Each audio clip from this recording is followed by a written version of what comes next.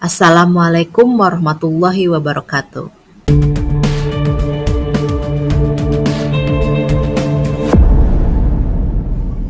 Sahabat memikis yang dirahmati Allah Subhanahu wa Ta'ala. Nama Syekh Siti Jenar mungkin terdengar tidak asing di kalangan umat Muslim Indonesia yang mendalami dunia tasawuf. Syekh Siti Jenar merupakan seorang tokoh sufi di tanah Jawa abad ke-16 yang dianggap kontroversial. Terlepas dari ajarannya yang dianggap tidak sejalan dengan para wali songo, nyatanya Syekh Siti Jenar turut andil dalam penyebaran agama Islam di Pulau Jawa. Terkait dengan sejarah Syekh Siti Jenar, banyak dugaan yang menyebutkan bahwa ini terkait dengan politik penyebaran agama Islam yang dilakukan oleh para wali songo. Sebagaimana yang disebutkan dalam berbagai sumber, Syekh Siti Jenar memandang bahwa syariat itu tidak berlaku di dunia, melainkan berlaku sesudah manusia menjalani kehidupan baru pasca kematian. Pandangan sufi sebagaimana yang dianut oleh Syekh Siti Jenar sebenarnya juga sudah dikenal oleh para wali songo. Namun, apabila pandangan sufi ini diajarkan kepada masyarakat awam yang baru mengenal agama Islam, justru dikhawatirkan dapat menyesatkan. Maka dari itu, pandangan sufi Syekh Siti Jenar sangat dilarang diajarkan kepada masyarakat pada waktu itu.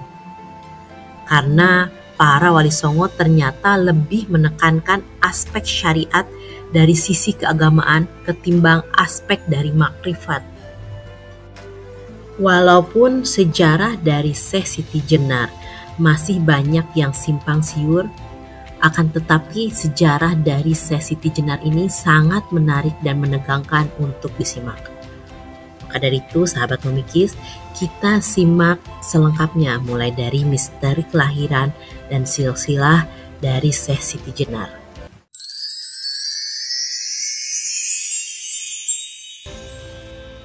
Syekh Siti Jenar atau yang dikenal dengan beberapa julukannya dengan nama Syekh Abdul Jalil, Siti Brid, Lemah Abrid, dan Lemah Abang, sebenarnya adalah putra dari seorang ulama di Malaka bernama Syekh Datuk Sholeh bin Syekh Isa Alawi bin Ahmad Shah Jamaluddin Hussein bin Syekh Abdullah Hasanuddin bin Syekh Syahid Abdul Malikal Kozam.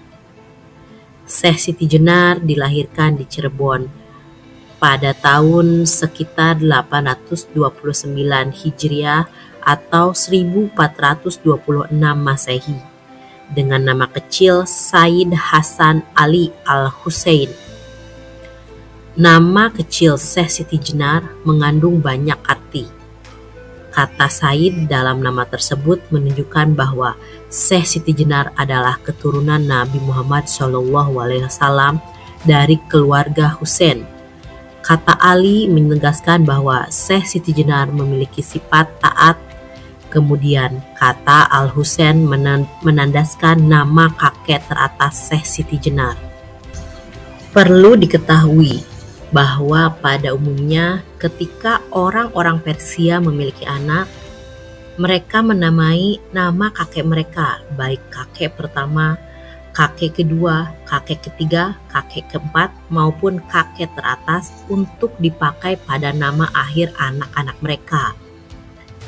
Hal ini wajar dan memang sudah menjadi tradisi di kalangan orang-orang Persia. Maka dari itu, tak heran bila Syekh Siti Jenar memiliki nama kecil yang berakhiran kata Al-Husain yang menunjuk pada nama kakek teratasnya. Apabila diurutkan atau ditelusuri silsilahnya, Syekh Siti Jenar masih memiliki hubungan nasab atau keturunan dengan Rasulullah SAW, yakni dari kakek Imam Husain Asy-Syahid yang merupakan buah keturunan dari pernikahan Syaidah Fatimah Az-Zahra binti Muhammad Rasulullah SAW dengan Ali bin Abi Thalib.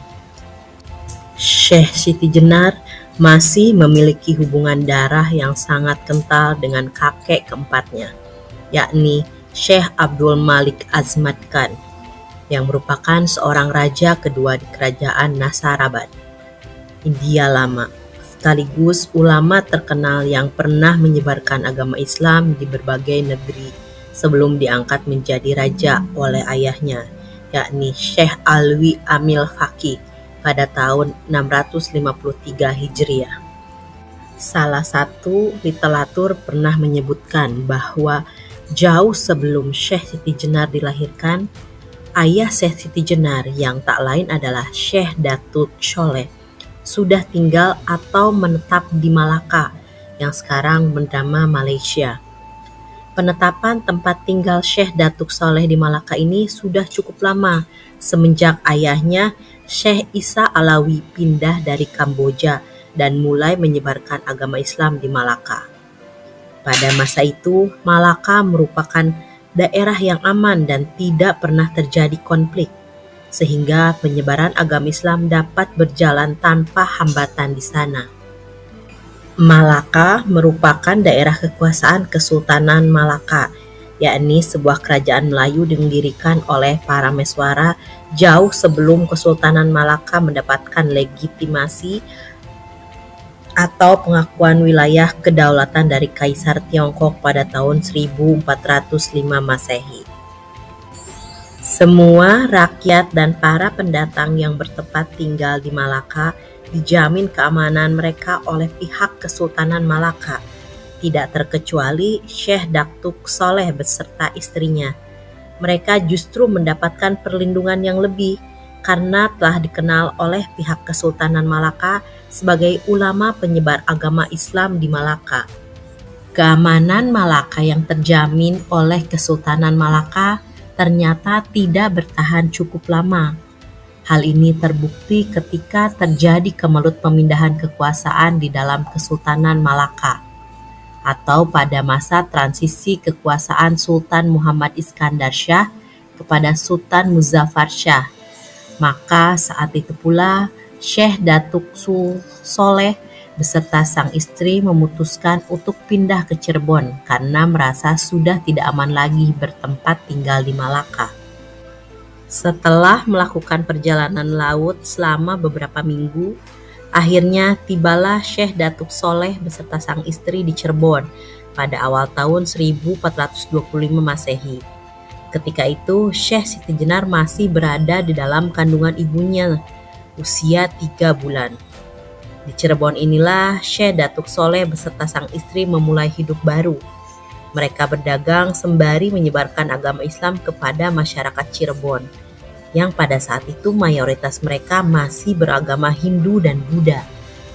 Ketika Syekh Datuk Sholeh baru datang dan pindah ke Cirebon, beliau disambut oleh Syekh Datuk Kahfi yang tidak lain adalah putra dari saudara kandungnya, dan mereka bertempat tinggal sementara di pesantren yang didirikan oleh Syekh Datuk Kahfi, yaitu Giri Amparan Jati. Selama bertempat tinggal di pesantren Giri Amparan Jati, Syekh Datuk Sholeh banyak mengajarkan ilmu-ilmu agama dan kebatinan kepada para santri yang berasal dari daerah Cirebon dan sekitarnya. Setelah lebih kurang setahun bertempat tinggal di Cirebon, Syekh Datuk Sholeh akhirnya wafat pada awal tahun 1426 Masehi. Saat itu Syekh Siti Jenar telah lahir dan berusia sekitar 2 bulan. Semenjak itu, Syekh Siti Jenar kecil diasuh sendiri oleh ibunya dengan dibantu oleh Ki Danusela dan Pangeran Walang Sungsang yang belajar di pesantren Giri Amparan Jati. Syekh Siti Jenar tumbuh dewasa di lingkungan pesantren Giri Amparan Jati. Di pesantren tersebut, Syekh Siti Jenar belajar ilmu-ilmu Al-Quran seperti ilmu tajwid, ilmu tafsir, ilmu qiraat, ilmu nasik dan masyuk, ilmu maki dan madani, ilmu ijaz Al-Quran, ilmu jadal Al-Quran, ilmu qasas Al-Quran, dan ilmu-ilmu Al-Quran lainnya. Sehingga dikabarkan Syekh Siti Jenar berhasil menghafalkan kitab suci Al-Quran di usianya yang ke-8 tahun.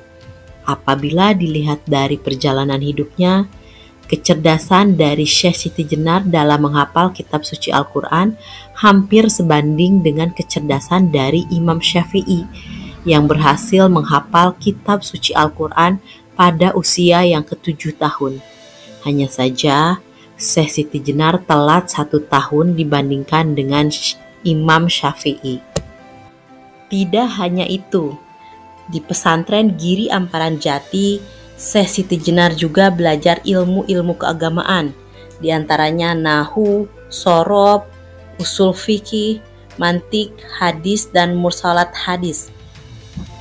Menurut sebuah literatur, Syekh Siti Jenar merupakan santri kakak kelas dari Syarif Hidayatullah atau yang lebih dikenal dengan Sunan Gunung Jati. Bisa dibilang juga Syekh Siti Jenar adalah santri generasi kedua, sedangkan Syarif Hidayatullah atau Sunan Gunung Jati adalah santri ketiga di pesantren Giri Amparan Jati yang diasuh oleh Syekh Datuk Kahfi semenjak ayahnya Syekh Datuk Ahmad meninggal dunia. Sekitar tahun 1446 Masehi, setelah merasa cukup menimba ilmu-ilmu agama di pesantren Giri Amparan Jati, Syekh Siti Jenar bertekad untuk keluar dari pesantren tersebut dan mulai berniat mendalami ilmu kemakrifatan atau sufi. Kala itu, Syekh Siti Jenar meminta restu kepada saudara sepupunya, Syekh Datuk Kahfi, agar memperbolehkannya keluar dari pesantren Giri Amparan Jati. Dengan banyak pertimbangan, akhirnya Syekh Datuk Kahfi pun memberikan restu dan mempersilahkan Syekh Siti Jenar menunaikan niatnya untuk mendalami ilmu kemakrifatan.